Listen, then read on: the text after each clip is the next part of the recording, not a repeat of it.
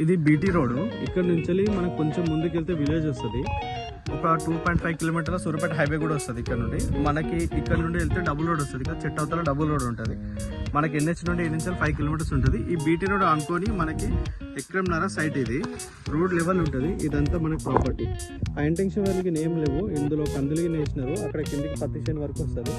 అంత plane land ఉంటుంది. అటు లెఫ్ట్ సైడ్ మొక్కజొన్న ఉంది కదా, అక్కడ లెఫ్ట్ సైడ్ మొక్కజొన్న ఆ వేప చెట్టు నుండి ఇక్కడ రైట్ సైడ్ ఈ వేప చెట్టు ఉంది కదా, ఇక్కడ దాకా మనకి అక్కడ లెఫ్ట్ సైడ్ ఉంది కదా వేప చెట్టు, ఆ వేప చెట్టు నుండి రైట్ సైడ్ మధ్యలో వేప చెట్టు కనిపిస్తుంది కదా, ఆ నుంచి ఎదురుగా మనకి అక్కడ తాడి చెట్టు వరకు వస్తుంది. అది అక్కడ తాడి చెట్టు మళ్ళీ ఇంక కింద చిన్న చెట్టు ఉంది కదా, వేప చెట్టు ఉంది కదా, అక్కడ దాకా వస్తుంది. మనకి ఇది 3 ఎకరాల ప్రాపర్టీ.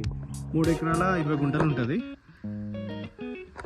3 ఎకరాల 10 గుంటలు ఉంటుంది. ఇది ల్యాండ్ మనకి లెఫ్ట్ సైడ్ అక్కడ కనిపిస్తుంది కదా మొక్కజొన్నది, ఆ మొక్కజొన్న నుండి మనకి రోడ్ ఫేసింగ్ కూడా ఆ మొక్కజొన్నది అక్కడ ఉంది కదా, అక్కడ నుంచి ఇక్కడ దాకా మనకి రోడ్ ఫేసింగ్ వస్తుంది మనకి. ఓకే, అక్కడ మొక్కజొన్న నుంచి ఇక్కడ దాకా మనకి రోడ్ ఫేసింగ్ వస్తుంది. ఈ వేప చెట్టు దాకా రోడ్ ఫేసింగ్ వస్తుంది. ఓకే, రోడ్ ఫేసింగ్ కూడా ఎక్కువనే ఉంది దీనికి. మనకి 3 ఎకరాల 10 గుంటలు ఉంటుంది ప్రాపర్టీ.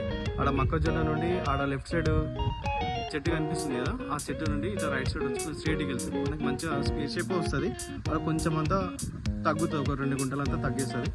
ఇది ప్రాపర్టీ మనకి కండిషన్ ఇచ్చి చుట్టుపక్కలంతా ప్లేన్ ల్యాండ్, చుట్టుపక్కలంతా సరౌండింగ్. ఇదంతా రెడ్ సైడ్ ల్యాండ్ అంతా రెడ్ సైడ్.